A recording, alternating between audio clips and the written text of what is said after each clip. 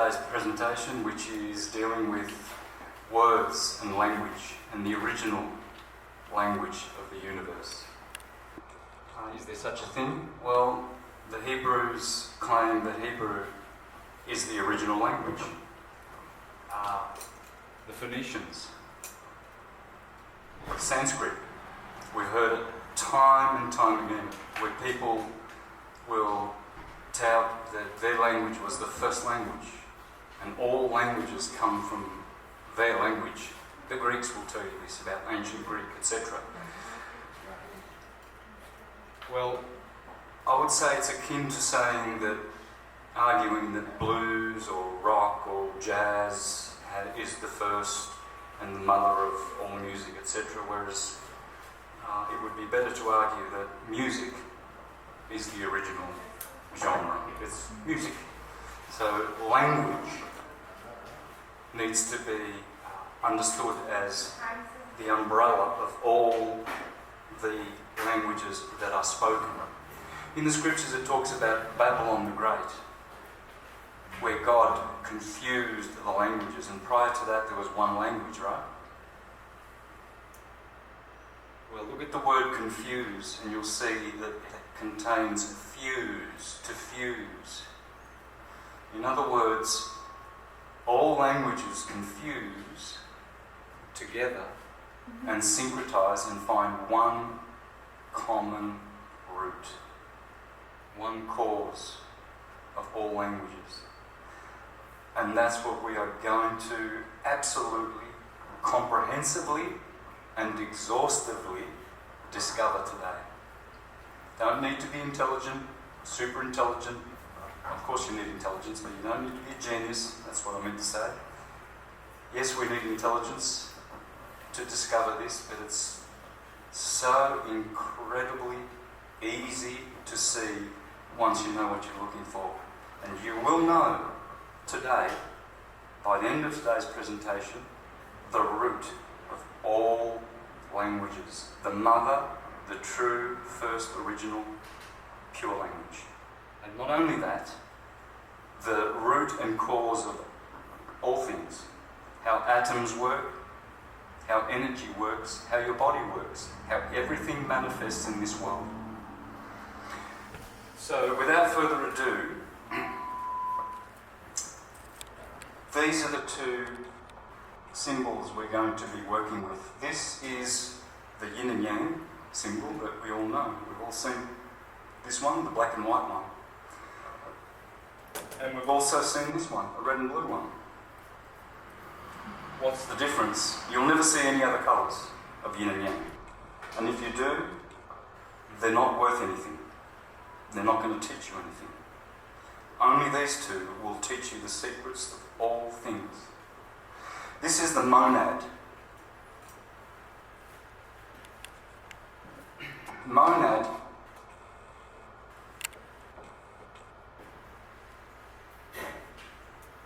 monos in Greek means one, mono. This is the Godhead. This is the dyad. Causal God, God of effects.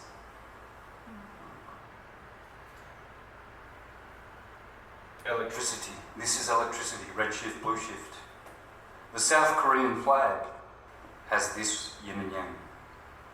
It's dealing with the material world, the God of matter, the creator. This, on the other hand, is the causal.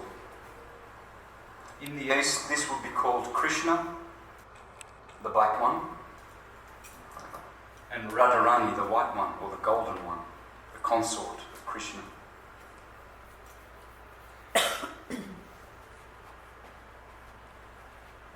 This is dielectricity, black light, and white light is magnetic, magnetism. Rest and motion, the two co-eternal principles. So what we have here between these two yin and yangs, the monad and the dyad,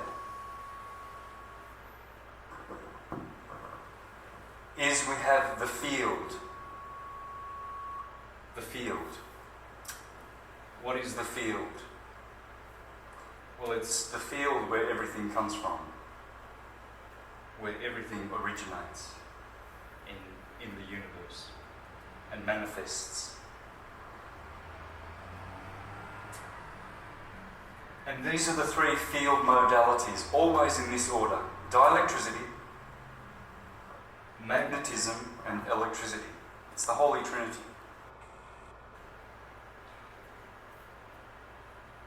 Rest and motion. Magnetism in Sanskrit means to move. Dielectricity is the stillness from which all things come. You hear talk about dark energy, dark matter, black holes,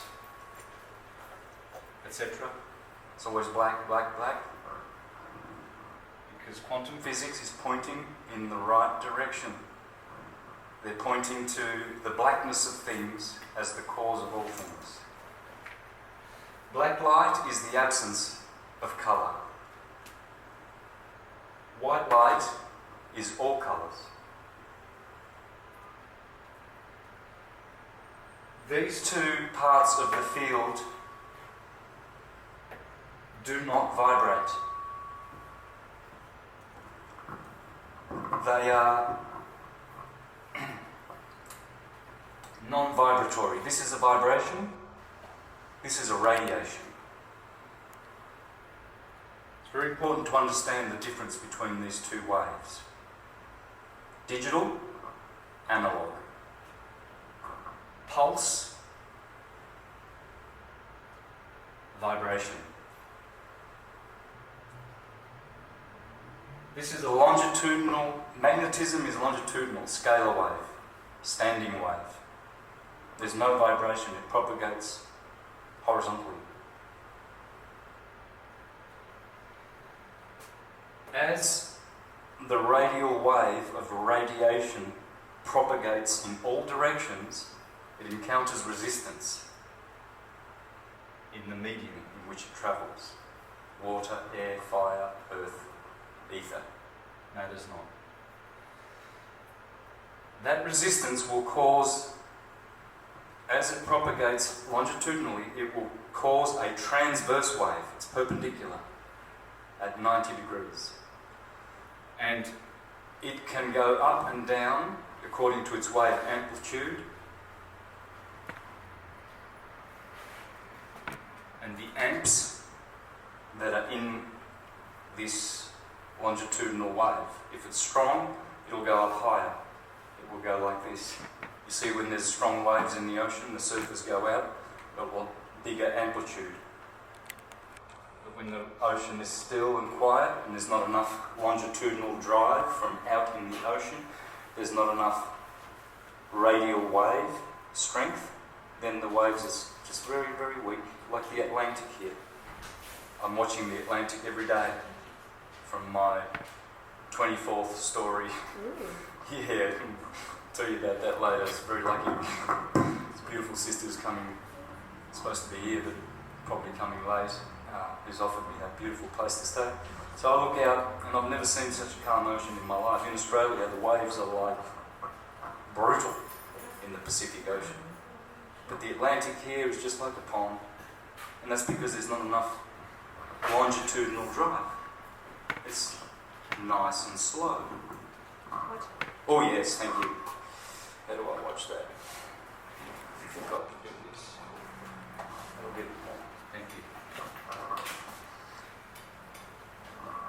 So, when you have a pond,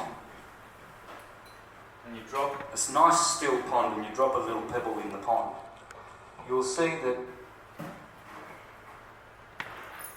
the waves go out and out and out, and they're forever growing. That circle was little when it began, and now look at it. That's magnetism. It's going out like this. No vibration, it's radiation. Radial. What vibrates is the effect. Redshift, blue shift. Redshift, blue shift. That's an effect. Electricity is a hybrid.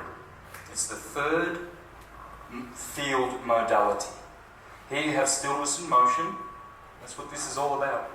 This is telling you nothing other than dielectricity and magnetism.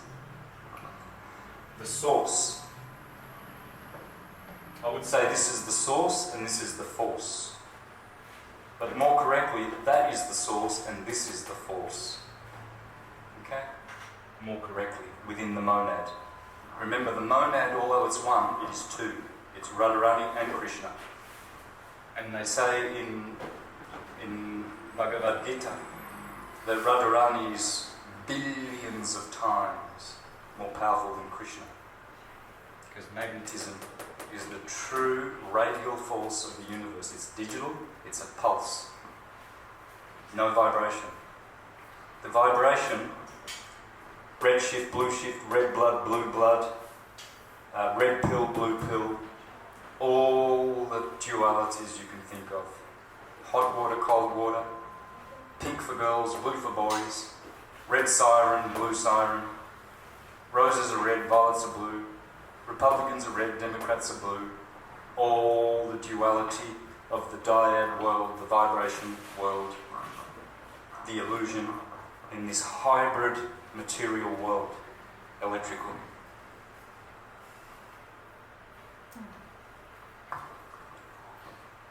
Here, this is transcendental. It transcends matter. It's beyond matter. It doesn't interfere with matter. It is the source and cause of matter. It's a pulse, like a heartbeat. Longitudinal wave, transverse wave. Pulse, wave. It's a pulse wave universe, it's not a particle wave universe. Thank you, Walter Russell. There are no particles. When they talk about quantum particles, forget about it. They don't exist. It's quantum pulses. So the spiritual causal world is digital. The world of effects is analog. Two different waves. So as this is propagating out like this,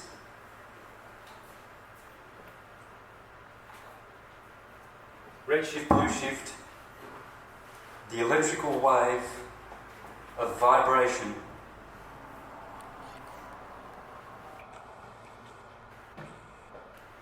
is a pulse in the middle of every one of these waves.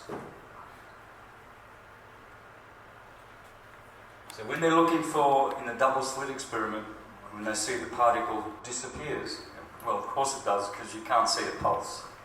It's not material, they'll never see a particle. You'll never see one. It's all just frequencies. From hydrogen to plutonium, it's all different rate of frequencies.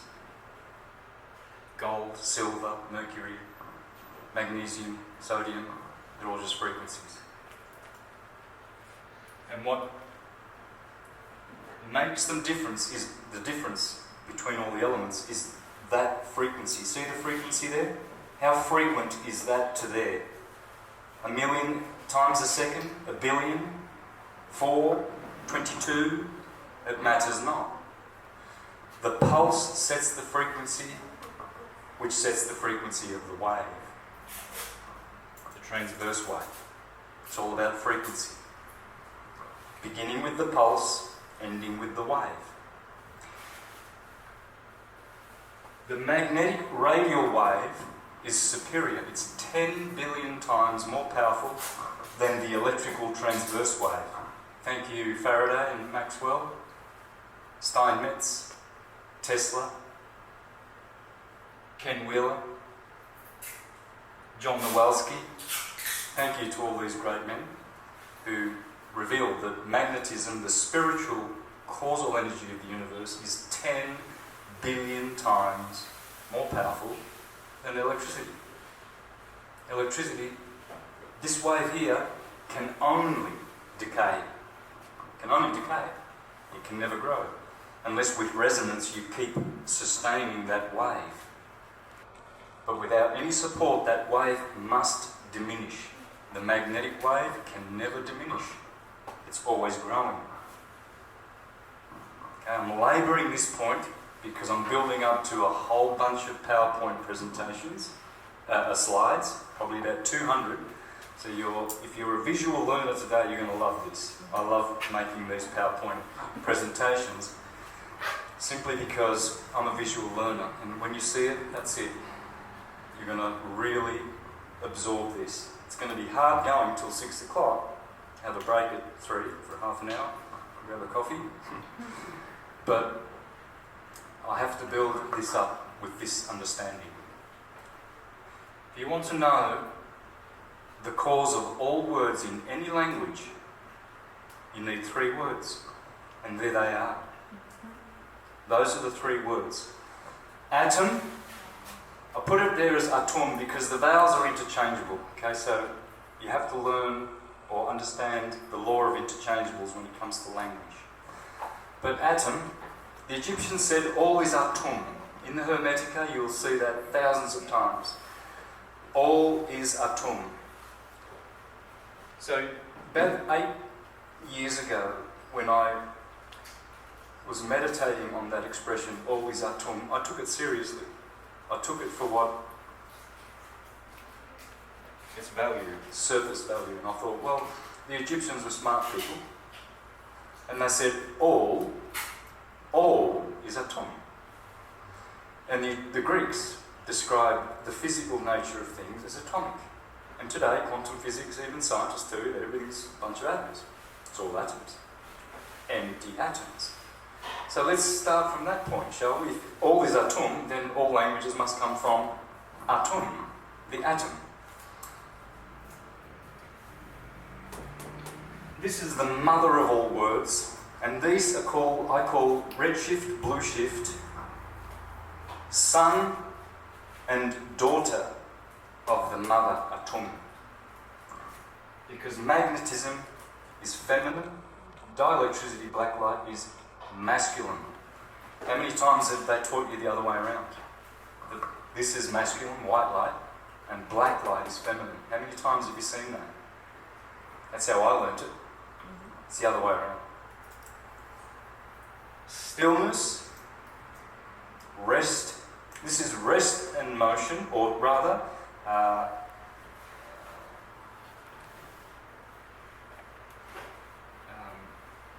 acceleration,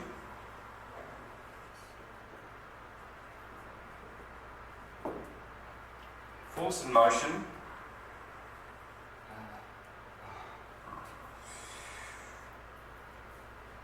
who's studied Ken Wheeler here? I just can't believe I can't.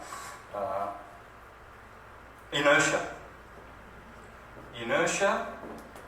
This is an inertia and acceleration. Very important to meditate on these words, guys. Really, I'm glad that came back to me. Because it's very important. This is inertia. In other words, rest. See that word rest? When you put a C in front of it, you get the word for Christ or Krishna, black light. Resting light. In the scriptures it says, one day we will be in the rest of the Lord Christ. Because that's what Christ means. Christ, rest. It's black light. How many black Jesuses have you seen? Yeah? Black Madonnas or black Jesus? Krishna's black. It's dielectric light. That's all it is. What you're learning here is science, and the other side of the coin, theology. How you should learn theology. This is how to learn theology. This is the Holy Trinity. Always starting with dielectricity, black light, magnetism to move. So we have force and acceleration, inertia and acceleration, and then you've got force and motion. Those are the two co-eternal principles. Simplified, rest and motion. Order and chaos.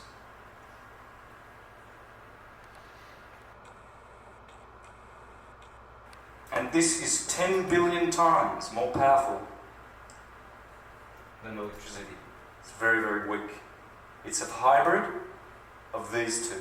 When these two move together along this plane, you get redshift, always at the bottom, blue shift, always at top. Look at your torso. Blue chakra at the very top of your torso, red chakra at the very bottom of your torso. Because your torso,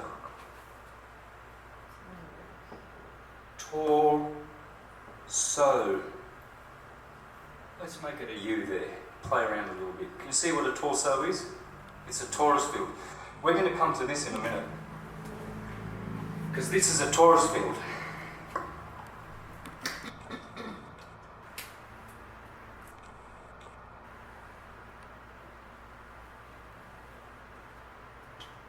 Blue shift, always at the top. Red hell, down below.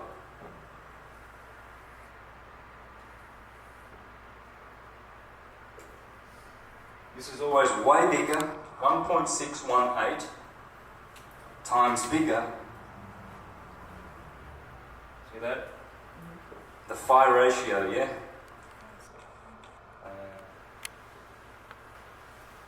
Phi. Or the Fibonacci ratio, the golden section, 1.618. Redshift, blue shift. That is a torus field. That's the field. They call it a torus field. That is the atom.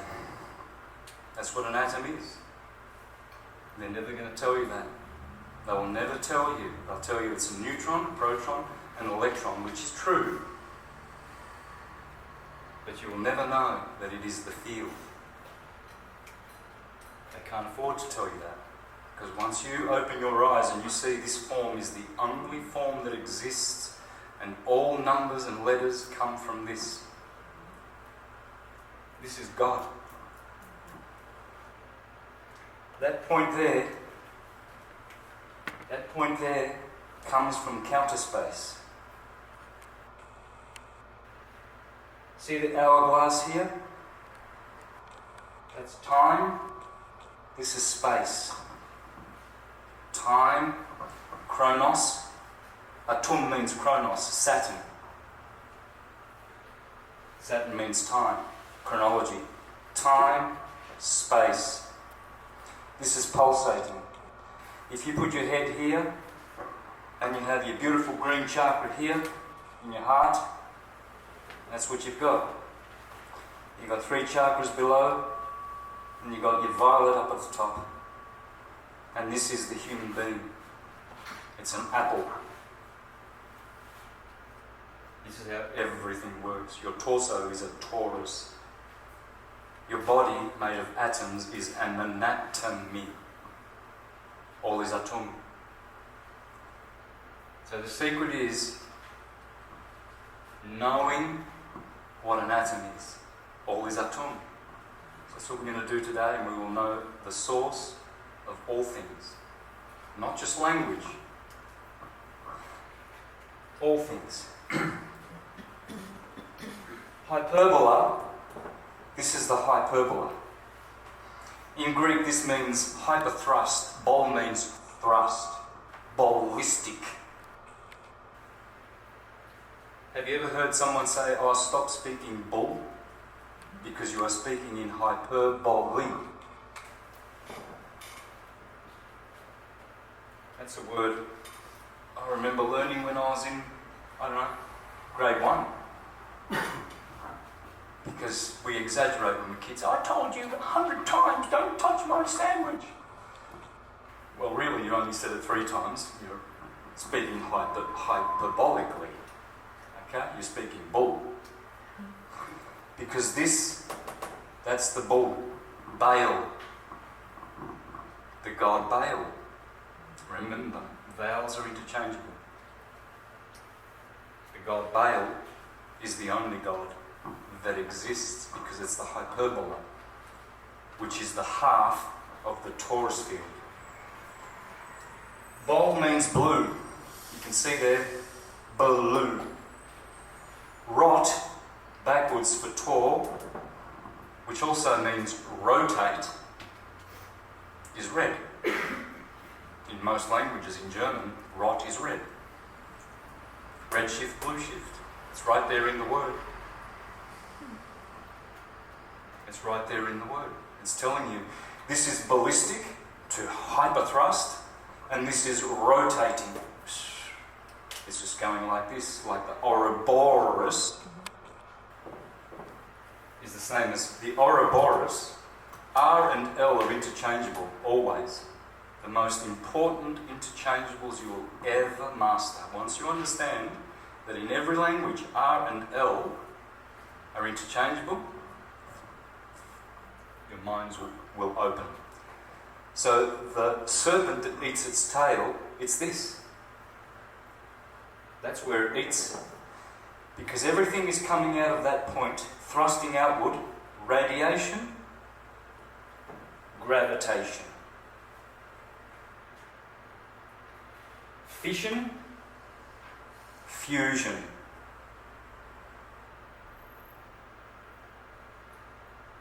Divergent centrifugal, convergent centripetal. And that's all that's going on. All atoms are doing that. Walter Russell has a good way of explaining it. Let's see what we've got here.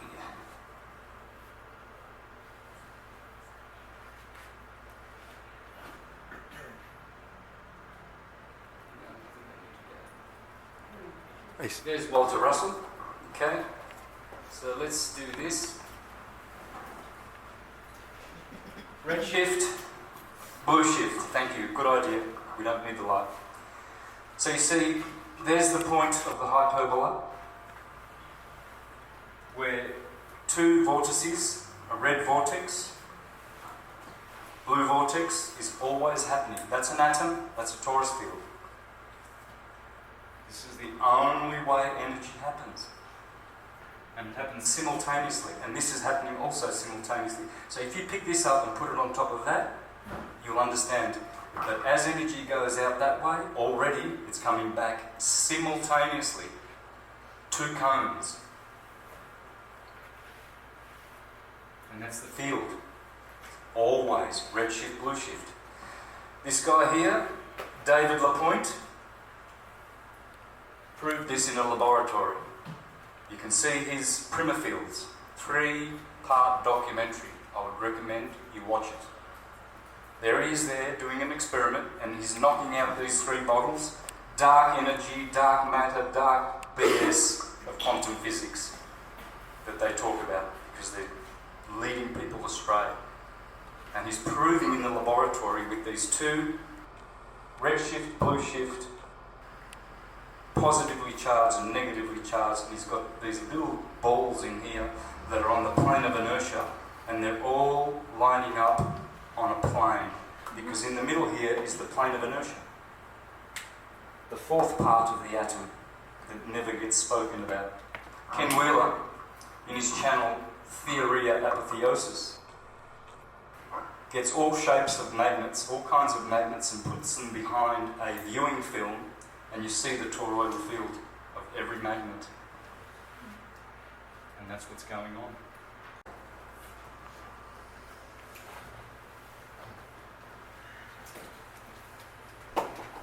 So, there's David Lapointe's experiment in the laboratory where he's making sonoluminescence.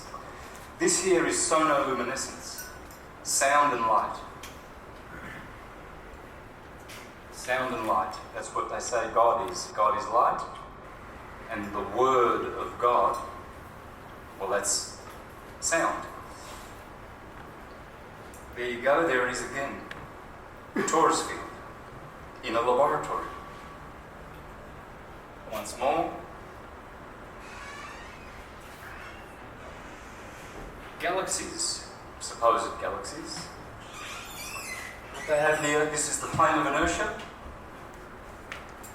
And then this is the double Taurus field. There it is again. You see these jets, this explosion. Remember the word hyperbole, hyperthrust. So we're talking about thrust and rotation. Thrust and rotation. The Copernican model of the universe. Here it is again. There it is there. And there's the yin and yang of electricity, the mundane world, the four elements. These are the four elements. Earth, fire, air and... no, that's earth, water, fire and air. Pepsi. Red and blue, always. White, red and blue. White is magnetic light, causing the division of the Republicans and the Democrats. It's always that. Alright? Now we're getting somewhere.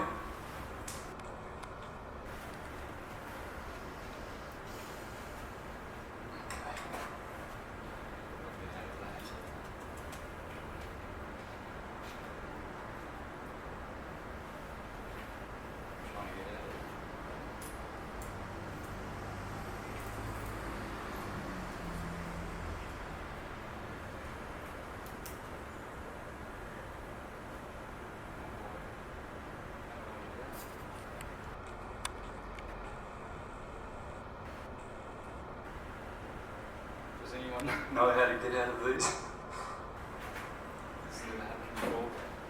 You're in a PowerPoint, you can't. Yeah. You can't minimize it? No.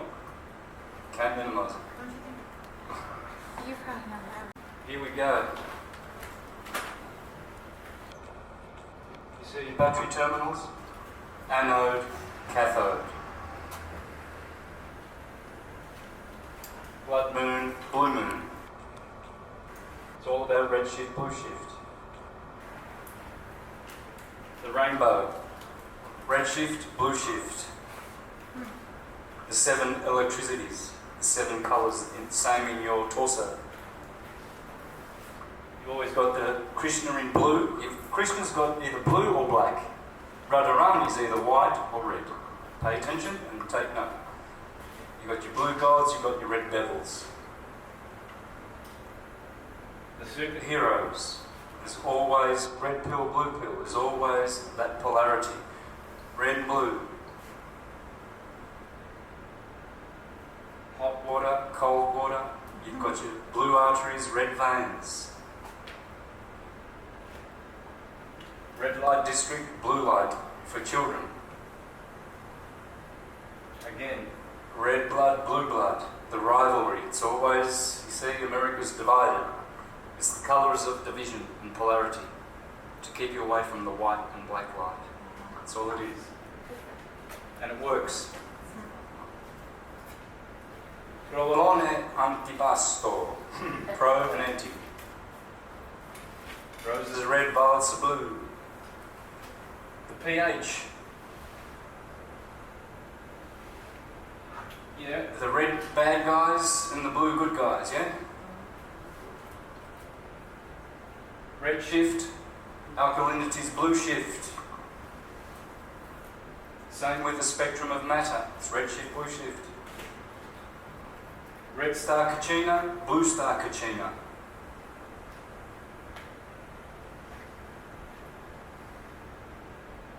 Okay. Alright, that's exhausted that. Let's get him out of the way. Because the slide presentation that we will begin after the break, after I've finished with this, you're probably thinking, oh no, he's going to do more of that. Well, we're already exhausted. No. There's more to go.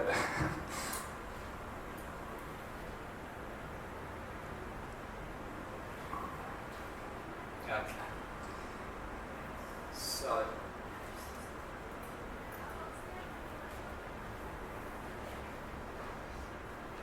that's how you begin your journey. There you are, golden egg. Remember you have an aura around your torso. Aura comes from gold, oro, or order. Time. Time and gold are always this interrelatedness between gold, the gold that you are, and this egg is the same shape as this is the golden eggs. These are the golden eggs. Jack and the beanstalk climbing the beanstalk finds the golden eggs. See? This is the apple. This is the pine cone. You see the pine cone imagery in all the buildings, especially the Freemasonic buildings? Well, it's this, because it has the phi ratio shape. And inside your body is a tree of life. Now, anyone who speaks Spanish knows that tree is árbol, bol, and it's your nervous system. And your spinal column has a part of it called lumbar.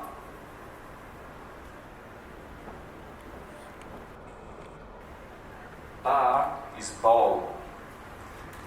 Lumbar is tree. The tree of life, your torso, the spinal column in there, that's the tree. That's why they call these, this is the phallic, the male member.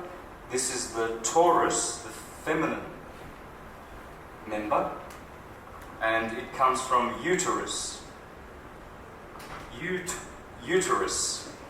Every woman has a uterus in it, in their bodies. And the male is the árbol.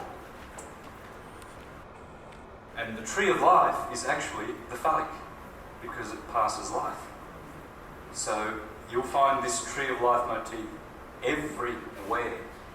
There's the placenta, the tree of life, where you enter, the place where you enter the world, in the placenta, the tree of life. And this is the tree because it's the Hyperbola, Hyperbola. That's why these three words, remember, atom, bol and tor, I like to reduce it to, actually I make this bull, the bull and the Taurus. The bull and the Taurus, blue and red. This is left turning, this is right turning. R and L, red and blue. Right turning radiating, left turning gravitating. So you have a pulse, a heartbeat. What happens when you get your pulse checked? They're checking your heartbeat. It's a pulse. Of course everything pulsates. So behind all of this visual beauty that you see in the world, this vibration which seems material to you, is a digital pulse. It's digitally pulsating in this analog, beautiful world. So, the bull and the Taurus. Now what we're going to do is we're going to look at words that have this in them. Have you noticed there's a lot of bull words in English? I'm capable, able, destructible, and Tor words, actor, creator, manifestor. Why do probably 50% of words throughout the universe end in Tor and bull? Because Tor is rotating, bull is thrusting. It's energy, moving energy. And that's what magnetism does. Everything is in flux, everything is moving. All atoms are moving. It's a flow of energy which is here one day, gone the next. In the transcendental world, nothing changes. This is eternal and infinite. Eternal and infinite, temporal and finite. Tempo, there's your time, the hourglass, The bull, you heard the word obelisk? Bell, obelisk. Bell. And it's beautiful in Italian and Spanish. Bello means beautiful because it's the beautiful one. Bale, the beautiful God, the golden God, the atom. All is atom. Temporal, finite.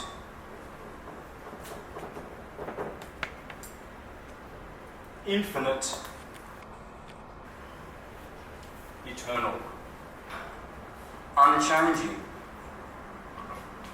forever changing. Remember what you looked like in the mirror 10 years ago?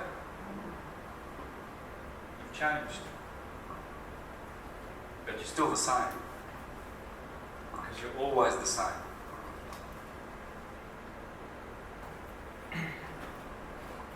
I liken this to a computer. The computer has come along to teach us many things. But mostly it will teach you about the Holy Trinity of spirit, soul and matter. Which is what you are. You are spiritual, unchanging. You are soul, which changes. You can lose your soul, you can gain your soul.